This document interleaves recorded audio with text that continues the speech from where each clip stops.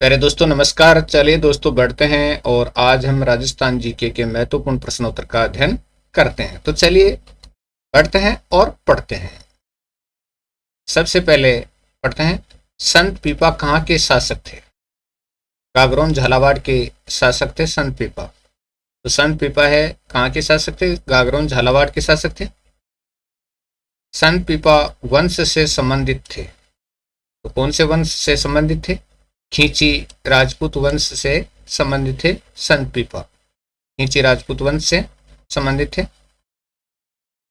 संत पीपा का जन्म कब हुआ? 1425 में हुआ था संत पीपा का जन्म, 1425 में। संत पीपा के गुरु का क्या नाम था? रामानंद। तो संत पीपा के गुरु का क्या नाम था? रामानंद। ठीक है जी। किसके निवेदन पर रामानंद गागरोन पधारे थे? यानी किसने निवेदन किया था और जिनके निवेदन पर संत रामानंद जी गागरोन आए थे? संत पीपा के निवेदन पर रामानंद जी गागरोन आए थे। द्वारिका से वापस लौटने पर संत पीपा कहां पर रहने लगे? द्वारिका से वापस लौटने पर संत पीपा कहां पर रहने लगे? आहू तथा काली सिंध के पवित्र संगम पर एक गुफा में रहने लगे थे। आहू और काली सिंध के पवित्र संगम पर एक गुफा है और वहां पर मंदिर भी है। वहां पर संत पीपा रहने लगे और साधना करने लगे। संत पीपा का बाड़मेर जिले में मंदिर कहां पर है? संत पीपा का बाड़मेर जिले में मंदिर कहां पर है? समदड़ी गांव में है, बाड़मेर में। तो बाड़मेर के समदड़ी गांव में संत पीपा का मंदिर है। दर्जी समाज का प्रति वर्ष चैत्र शुक्ल पूर्णिमा को विशाल मेला कहां पर आयोजित होता है? दर्जी समाज का प्रतिवर्ष चैत्र शुक्ला पूर्णिमा को विशाल मेला कहां पर आयोजित होता है? समदड़ी बाड़मेर में दर्जी समाज का प्रतिवर्ष चैत्र शुक्ला पूर्णिमा को विशाल मेला लगता है। पहला है, चेतावनी ग्रंथ की रचना किसने की थी? चेतावनी नहीं है, चेतावनी है। संत पीपा ने चेतावनी नामक ग्रंथ की रचना की थी। मोस्ट क्वेश्चन है, याद रख लीजिएगा। पीपा की पर्ची ग्रंथ की रचना किसने की थी? संत पीपा ने की थी। पीपा की पर्ची ग्रंथ की रचना संत पीपा ने। पीपा की वाणी ग्रंथ की रचना किसने की थी? संत पीपा जी ने पीपा की वाणी ग्रंथ की रचना की थी। नेक्स्ट है, संत पीपा ने अपनी संपत्ति किसको बांटती थी? गरीबों को बांटती थी अपनी संपत्ति को। नेक्स्ट, संत पीपा राज्य त्याग कर अपनी छोटी रानी सीता सहित किसके साथ चले गए थे? संत पीपा राज्य त्याग कर अपनी छोटी रानी सीता सहित किसके साथ चले गए थे? रामानंद के साथ चले गए थे। यानी रामानंद जी जब गागरोन आए थे तब इन्होंने भी अपना राज्य त्याग दिया और अपनी छोटी रानी सीता सहित उनके साथ रामानंद के साथ चले गए थे। ठीक है जी। विष्णुई संप्रदाय के प्रवर्तक कौन माने जाते हैं? जाम्बूजी माने जाते हैं विष्णुई संप्रदाय के प्रवर्तक। विष्णुई संप्रदाय के प्रवर्तक कौन माने जाते हैं? जाम्बूजी। चलिए, जाम्बूजी का जन्म कहां पर हुआ था? पीपासर नागौर में जाम्बूजी का जन्म हुआ था। पीपासर नागौर में। जाम्बूजी का जन्म कब हुआ? 1451 में की भाद्रपद कृष्ण अष्टमी को। 1451 की भाद्रपद अष्टमी को जाम्बूजी का जन्म हुआ था। 1451 की भाद्रपद कृष्ण अष्टमी को। चलिए नेक्स्ट, जाम्बूजी ने अपना मुकाम कहां पर बनाया? जाम्बूजी ने अपना मुकाम कहां पर बनाया था? समराथल दोरा बीकानेर को जाम्बूजी ने अपना मुकाम बनाया था। जाम्बूजी ने अपना मुकाम कहां पर बनाया? समराथल दोरा बीकानेर को। चलिए, जाम्बूजी ने बिश्नोई संप्रदाय का प्रवर्तन कब किया? 1485 में जाम्बूजी ने बिश्नोई संप्रदाय का प्रवर्तन किया था। 1485 में। बिश्नोई समाज के लोग कितने सिद्धांतों का पालन करते हैं? बिश्नोई समाज के लोग कितने सिद्धांतों का पालन करते हैं? 29 सिद्धांतों का पालन करते हैं बिश्नोई समाज के लोग। बिश्नोई समाज के लोग कितने सिद्धांतों का पालन करते हैं? 29 सिद्धांतों का पालन करते हैं। पर्यावरण के प्रति प्रेम के कारण जाम्बूजी को कौन सी संज्ञा दी गई? पर्यावरण वैज्ञानिक की संज्ञा दी गई। तो जाम्बूजी को पर्यावरण वैज्ञानिक भी कहा जाता है क्योंकि पर्यावरण के प्रति प्रेम, जीवों के प्रति प्रेम, वृक्षों को न काटने का संदेश, ये जो देन है वो उनको पर्यावरण वैज्ञानिक बनाती है। पर्यावरण के प्रति प्रेम के कारण जाम्बू जी को कौन सी संज्ञा दी थी? पर्यावरण वैज्ञानिक की। जंब संहिता की रचना किसने की थी? जाम्बू जी ने की थी जंब संहिता की रचना। अगला क्वेश्चन अपना है, जंब शब्दावली की रचना किसने की? जाम्बू जी ने की थी जंब शब्दावली की रचना। जाम्बू जी ने जंब शब्दावली की रचना की थी। नेक्स्ट है, विश्नोई धर्म प्रकाश की रचना किसने की? जाम्बू जी ने विश्नोई धर्म प्रकाश की रचना की थी। जाम्बू जी ने विश्नोई धर्म प्रकाश की रचना की। नेक्स्ट है, जंब सागर की रचना किसने की? तो जंब सागर की रचना भी जाम्बू जी ने की थी। जंब सागर की रचना। जाम्बू जी ने अपना शरीर कब त्यागा? जाम्बू जी ने अपना शरीर कब त्यागा? 1536 में लालासर गांव में उन्होंने अपना शरीर त्यागा था। इस नश्वर देह को उन्होंने त्याग दिया था 1536 में लालासर गांव में। जाम्बू जी के नश्वर शरीर को समाधि कहां पर दी गई? तालवा गांव के निकट दी गई थी। जाम्बू जी के नश्वर शरीर को समाधि कहां पर दी गई? तालवा गांव के निकट। जाम्बू जी की स्मृति में वर्ष में 2 बार मेला कौन कौन से महीने में लगता है? जाम्बू जी की स्मृति में वर्ष में 2 बार मेला कौन कौन से महीने में लगता है? फाल्गुन और अश्विनी की अमावस्या को 2 बार मेला लगता है। फाल्गुन की अमावस्या और अश्विनी की अमावस्या को जाम्बू जी की स्मृति में, और साल में 2 बार। संत जाम्बू जी के माता पिता का क्या नाम था? संत जाम्बू जी के माता पिता का क्या नाम था? संत जाम्बू जी की माता जी का नाम हंसा कंवर तथा पिताजी का नाम लोहट जी पंवार था। संत जाम्बू जी की माता जी का नाम हंसा कंवर तथा पिताजी का नाम लोहट जी पंवार था। जसनाती संप्रदाय के प्रवर्तक कौन थे? जसनाथ जी थे। जसनाती संप्रदाय के प्रवर्तक कौन? जसनाथ जी थे। जसनाथ जी का जन्म कहां पर हुआ, कब हुआ? तो 1482 में कर्तरियासर बीकानेर में हुआ था। जसनाथ जी का जन्म 1482 में कर्तरियासर बीकानेर में हुआ था। जसनाथ जी ने कठोर तप कहां पर किया? गोरखमालिया में जसनाथ जी ने कठोर तप किया था। जसनाथ जी ने कठोर तप कहां पर किया? गोरखमालिया में। अगला है, जसनाथ जी ने क्या उपदेश दिया? सभी जीवों पर दया करने का उपदेश दिया। तो जसनाथ जी ने क्या उपदेश दिया? कि सभी जीवों पर दया करनी चाहिए। जसनाथ जी ने किस का घमंड चूर कर दिया था? लोह पांगल नामक तांत्रिक का घमंड चूर कर दिया था। जसनाथ जी ने लोह पांगल नामक तांत्रिक का घमंड चूर चूर कर दिया था। अगला क्वेश्चन है, जसनाथ जी ने किसको राजपद पाने का वरदान दिया? जसनाथ जी ने किसको राजपद पाने का वरदान दिया था? राव लूणकरण बीकानेर को राजपद पाने का वरदान दिया था। जसनाथ जी के चमत्कारों से प्रभावित होकर दिल्ली के किस सुल्तान ने इनको कर्तयासर के पास भूमि प्रदान की? जसनाथ जी के चमत्कारों से प्रभावित होकर दिल्ली के किस सुल्तान ने इनको कर्तयासर के पास भूमि प्रदान की? सुल्तान सिकंदर लोदी ने भूमि प्रदान की थी। जसनाथ जी और जाम्बू जी का परस्पर मिलन कब हुआ? 1500 ईस्वी में जसनाथ जी और जाम्बू जी का परस्पर मिलन हुआ था। जसनाथ जी ने जीवित समाधि कब ले ली? जसनाथ जी ने जीवित समाधि कब ले ली? 24 वर्ष की आयु में अश्विनी शुक्ल सप्तमी को 1506 में जसनाथ जी ने जीवित समाधि ली थी। 24 वर्ष की आयु में अश्विनी शुक्ल सप्तमी को और 1506 में।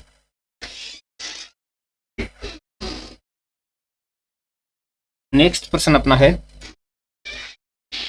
जसनाथ जी की तपोभूमि और कर्मस्थली कौन सा स्थान था?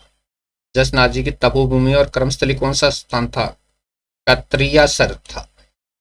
जसनाथ जी की तपोभूमि और कर्मस्थली कौन सा स्थान था? कर्तरियासर। कर्तरियासर में साल में 3 बार किस किस यानी तिथियों को मेले लगते हैं? यानी कौन कौन सी तिथियों को मेले लगते हैं? किन किन तिथियों को मेले लगते हैं? कर्तरियासर में साल में 3 बार किन किन तिथियों को मेले लगते हैं? तो अश्विन शुक्ल सप्तमी को, माघ शुक्ल सप्तमी को और चैत्र शुक्ल सप्तमी को मेले लगते हैं। अश्विन शुक्ल सप्तमी, माघ शुक्ल सप्तमी और चैत्र शुक्ल सप्तमी को मेले लगते हैं। रामसनेही संप्रदाय के प्रवर्तक कौन थे? संत रामचरण दास जी रामसनेही संप्रदाय के प्रवर्तक थे। कौन? रामसनेही संप्रदाय के प्रवर्तक संत रामचरण दास जी थे और इनका बचपन का नाम रामकिशन था। रामसनेही संप्रदाय की शाहपुरा शाखा के संस्थापक कौन थे? रामसनेही संप्रदाय की शाहपुरा शाखा के संस्थापक कौन थे? रामचरण दास जी थे शाहपुरा शाखा के संस्थापक रामचरण दास जी। नेक्स्ट अपना है रामसनेही शाखा की रैण शाखा के संस्थापक कौन थे? ये प्रश्न कई बार परीक्षाओं में पूछा गया है। तो ये संत दरियाव जी थे। रामसनेही संप्रदाय की रैण शाखा के संस्थापक संत दरियाव जी थे। अगला प्रश्न अपना है रामसनेही संप्रदाय की सिंहतल शाखा के संस्थापक कौन थे? सिंहतल शाखा के संस्थापक कौन थे? तो संत हरिराम दास जी थे। रामसनेही संप्रदाय की सिंहतल शाखा के संस्थापक संत हरिराम दास जी थे। नेक्स्ट है रामसनेही संप्रदाय के खेड़ापा शाखा के संस्थापक कौन थे? खेड़ापा शाखा के संस्थापक संत रामदास जी थे। तो संत रामदास जी रामसनेही संप्रदाय के खेड़ापा शाखा के संस्थापक थे। संत रामचरण दास जी का निधन कहां पर हुआ? संत रामचरण दास जी का निधन कहां पर हुआ था? तो ये 1798 में शाहपुरा में हुआ था। संत रामचरण दास जी का निधन 1798 में शाहपुरा। संत रामचरण दास जी को रहने के लिए छतरी और मठ, संत रामचरण दास जी को रहने के लिए छतरी और मठ का निर्माण किसके द्वारा करवाया गया? तो संत रामचरण दास जी के रहने के लिए एक छतरी बनवाई गई और एक मठ का निर्माण करवाया गया। किसके द्वारा? शाहपुरा नरेश रण सिंह के द्वारा करवाया गया था। अगला है रामचरण दास जी का जन्म कहां पर हुआ था? रामचरण दास जी का जन्म जयपुर के सोडा गांव में माघ शुक्ल चतुर्दशी को 1719 को हुआ था। रामचरण दास जी का जन्म जयपुर के सोडा गांव में माघ शुक्ल चतुर्दशी को 1719 में हुआ था। चलिए संत रामचरण दास जी ने किससे दीक्षा ली थी? यानी शिक्षा दीक्षा किससे ली थी? तो मेवाड़ के दांतड़ा ग्राम में महाराज कृपाराम जी से 1751 में दीक्षा ली थी। मेवाड़ के दांतड़ा ग्राम में महाराज कृपाराम जी से 1751 में दीक्षा ली थी। रामसनेही संप्रदाय के लोग कौन सा उत्सव मनाते हैं? फूलडोल उत्सव मनाते हैं। फूलडोल उत्सव। चलिए जी आगे बढ़ते हैं। संत रामचरण दास जी के उपदेश किस में संकलित है? अभय अणभय वाणी में संकलित है। अणभय वाणी में संकलित है संत रामचरण दास जी के उपदेश, अणभय वाणी में। अगला प्रश्न है संप सभा की स्थापना किसने की थी? पूज्य गोविंद गुरु ने संप सभा की स्थापना की थी। किसने? पूज्य गोविंद गुरु ने। इस लोक देवता की पत्नी उनकी मृत्यु के बाद सती हो गई थी? इस लोक देवता की पत्नी उनकी मृत्यु के बाद सती हो गई थी? तेजा जी की पत्नी। दादू पंथ का साहित्य किस भाषा में संग्रहित है? ढूंढाड़ी भाषा में संग्रहित है दादू पंथ का साहित्य, ढूंढाड़ी भाषा में। नेक्स्ट है मेवाड़ प्रजामंडल की स्थापना किसने की थी? माणिक्य लाल वर्मा ने मेवाड़ प्रजामंडल की स्थापना की थी। माणिक्य लाल वर्मा ने मेवाड़ प्रजामंडल की। मत्स्य संघ का राजस्थान में विलय कब हुआ? 15 मई 1949 को राजस्थान में विलय हुआ था मत्स्य संघ का। यानी जब राजस्थान का एकीकरण हो रहा था तो सबसे पहले मत्स्य संघ बना था और उसका विलय राजस्थान में हुआ 15 मई 1949 को। स्वतंत्रता संग्राम के दौरान निम्न में कौन सी महिला जेल नहीं गई? तो कालीबाई जेल नहीं गई थी। ये प्रश्न आरपीएससी में पूछा गया प्रश्न है। किस शासक को हसमत वाला राजा कहा जाता है? किस शासक को हसमत वाला राजा कहा जाता है? राव मालदेव को हसमत वाला राजा कहा जाता है। किस शासक को हसमत वाला राजा कहा जाता है? राव मालदेव को। गुर्जर प्रतिहारों की राजधानी कौन सी थी?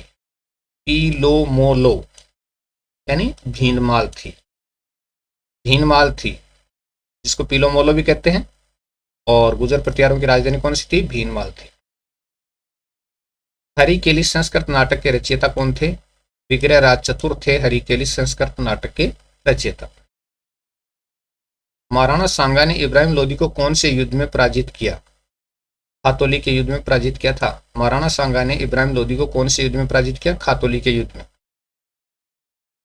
इस सन में अकबर ने मान सिंह को 7,000 जात व 6,000 सवार का मनसब प्रदान किया। 7,000 जात व 6,000 सवार का मनसब प्रदान किया था मान सिंह को 1605 में। ये 7,000 जात व 6,000 सवार का मनसब प्रदान किया था। बीजक पहाड़ी पर बैराट में स्थित अशोक के शिलालेख को किसने खोजा?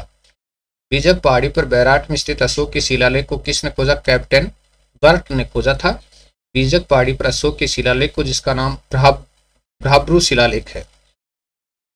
ठीक है जी। मारवाड़ म्यूरल्स के लेखक कौन थे? रामावतार अग्रवाल थे। मारवाड़ म्यूरल्स के लेखक कौन? रामावतार अग्रवाल। चलिए, रमझोल आभूषण मध्यकालीन मारवाड़ में शरीर के किस भाग से संबंधित है? रमझोल आभूषण मध्यकालीन मारवाड़ में शरीर के किस भाग से संबंधित है? तो ये पैर से संबंधित है रमझोल आभूषण। पृथ्वीराज राठौड़ द्वारा रचित पुस्तक बेली कृष्ण रुक्मणी किस भाषा में लिखी गई है?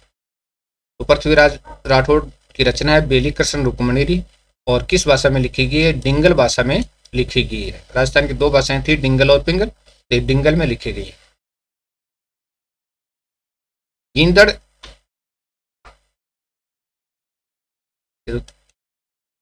थोड़ा सा कर देते हैं इसको करेक्शन, गीदड़ हो गया है तो करते हैं। एक अनुस्वार से का संबंध किस स्थान से है? तो ये शेखावाटी से है। गींदड़ नृत्य राजस्थान में कहां पर खेला जाता है? शेखावाटी अंचल में खेला जाता है गींदड़ नृत्य। ओसिया के जैन मंदिर किस जिले में स्थित है? ओसिया के जैन मंदिर जोधपुर में स्थित है ओसिया के जैन मंदिर। नेक्स्ट है, इस दुर्ग को गढ़ बीटली के नाम से जानते हैं? तारागढ़ दुर्ग अजमेर को गढ़ बीटली के नाम से भी जानते हैं। तारागढ़ स्थित है, तारागढ़ मध्य अरावली श्रृंखला में स्थित है। तारागढ़ है वो मध्य अरावली श्रृंखला में स्थित है। बानगढ़ स्थित है, बानगढ़ उत्तरी अरावली श्रृंखला में स्थित है। बानगढ़ उत्तरी अरावली श्रृंखला में स्थित है। ऋषिकेश पर्वत स्थित है, ये दक्षिण अरावली श्रृंखला में स्थित है। ऋषिकेश दक्षिण अरावली श्रृंखला में स्थित है। राजस्थान में 12वां ज्योतिर्लिंग कहां पर स्थित है? शिवाड़ गांव में स्थित है 12वां ज्योतिर्लिंग, शिवाड़ गांव में। केंद्रीय शुष्क बागवानी संस्थान कहां पर स्थित है? बीकानेर में स्थित है केंद्रीय शुष्क बागवानी संस्थान, बीकानेर में। राजस्थान सहकारी डेयरी फेडरेशन लिमिटेड का मुख्यालय कहां पर स्थित है? राजस्थान सहकारी डेयरी फेडरेशन लिमिटेड का मुख्यालय जयपुर में स्थित है। राजस्थान सहकारी डेयरी फेडरेशन लिमिटेड का मुख्यालय जयपुर में है। नेक्स्ट है, 75 से 110 सेमी औसत वार्षिक वर्षा वाले क्षेत्र में पाए जाते हैं। 75 से 110 सेमी औसत वार्षिक वर्षा वाले क्षेत्र में पाए जाते हैं। शुष्क सागवान वन पाए जाते हैं।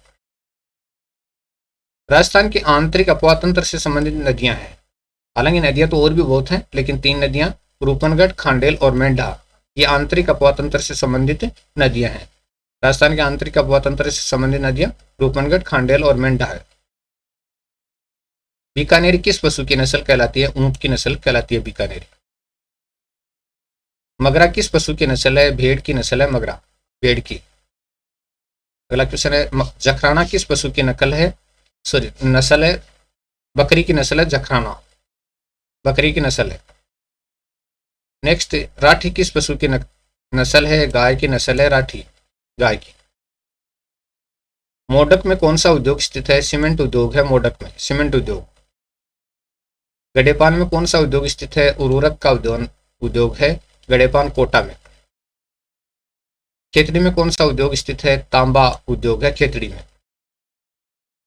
पांडुपुर कहां पर स्थित है? अलवर में स्थित है पांडुपुर। जसवंत थड़ा कहां पर स्थित है? जोधपुर में स्थित है जसवंत थड़ा, कहां पर? जोधपुर में। लालगढ़ कहां पर स्थित है? बीकानेर में स्थित है लालगढ़, कहां पर? बीकानेर में। गागरोन का किला कहां पर स्थित है? झालावाड़ में है गागरोन का किला। पृथ्वी पर भूमि सतह की औसत ऊंचाई कितनी है? 840 मीटर है। पृथ्वी पर भूमि सतह की औसत ऊंचाई 840 मीटर। कौन सा महासागर पेंथालासा का अवशिष्ट भाग है? कौन सा महासागर पेंथालासा का अवशिष्ट भाग है? प्रशांत महासागर है, वो पेंथालासा का अवशिष्ट भाग है। कौन सी गैस ओजोन क्षरण के लिए प्रत्यक्ष उत्तरदायी नहीं है? कौन सी गैस ओजोन क्षरण के लिए प्रत्यक्ष उत्तरदायी नहीं है? कार्बन डाइऑक्साइड गैस है।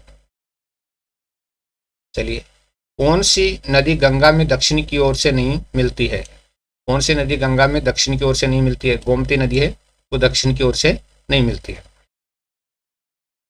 मानसून किससे प्रभावित नहीं होता? नॉर्वेस्टर से प्रभावित नहीं होता है मानसून।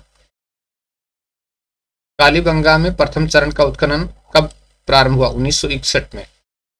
कालीबंगा का उत्खनन 1961 से 1969 तक चला था।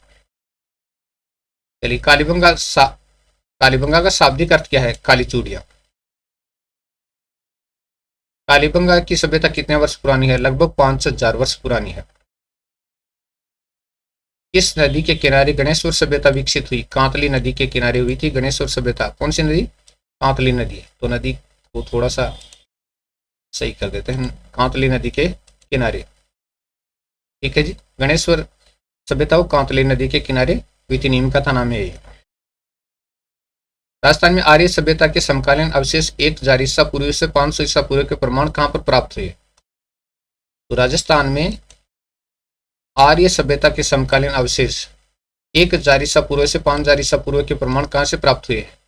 अनूपगढ़ और नवलखा डेरा से प्राप्त हुए। इसे राजस्थान का टाटा नगर कहा जाता है। टोंक को राजस्थान का टाटा नगर कहा जाता है। शुंगकालीन महिषासुर मर्दिनी की मूर्ति जो इस देवी का प्राचीनतम अंकन कहां से प्राप्त हुई? शुंगकालीन महिषासुर मर्दिनी की मूर्ति जो इस देवी का प्राचीनतम अंकन कहां से प्राप्त हुई? नगर नैनवा से, नैनवा नगर से प्राप्त हुई है। अन्न का कटोरा राज्य के किस जिले को कहते हैं? श्री गंगानगर को कहते हैं अन्न का कटोरा, गंगानगर को। किस जिले में राजस्थान में अमेरिकन कपास का उत्पादन होता है? कौन सा जिला है जिसमें, राजस्थान का कौन सा जिला है जिसमें अमेरिकन कपास का उत्पादन होता है? श्री गंगानगर में होता है अमेरिकन कपास का उत्पादन। इस जिले में गुरुद्वारा बुड्ढा जोड़ स्थित है? श्री गंगानगर में स्थित है, बुड्ढा जोड़ गुरुद्वारा स्थित है। राजस्थान के कपास उत्पादक 2 प्रमुख जिले कौन कौन से हैं? श्री गंगानगर और हनुमानगढ़ है कपास उत्पादक प्रमुख जिले। वार्षिक वर्षा की प्रतिशत मात्रा में अत्यधिक उतार चढ़ाव वाला जिला कौन सा है? जैसलमेर है। जैसलमेर में वार्षिक वर्षा में उतार चढ़ाव सबसे ज्यादा देखने को मिलता है। आकलवुड फॉसिल पार्क किस जिले में स्थित है? जैसलमेर में है आकलवुड फॉसिल पार्क। प्राकृतिक गैस आधारित ऊर्जा परियोजना किस स्थान पर है? प्राकृतिक गैस आधारित ऊर्जा परियोजना किस स्थान पर है? रामगढ़, जैसलमेर में है। राजस्थान के किस जिले में दशहरा मेला लगता है? कोटा में लगता है दशहरा मेला, कोटा में। मारवाड़ उत्सव राजस्थान में कहां पर मनाया जाता है? जोधपुर में मनाया जाता है मारवाड़ उत्सव। बूंदी में कौन से उत्सव का आयोजन होता है? कजली तीजोत्सव का आयोजन होता है, कजली तीज का उत्सव मनाया जाता है। श्री रंगनाथ जी का मंदिर राजस्थान के किस जिले में है? रंगनाथ जी का मंदिर अजमेर जिले में है, रंगनाथ जी का मंदिर।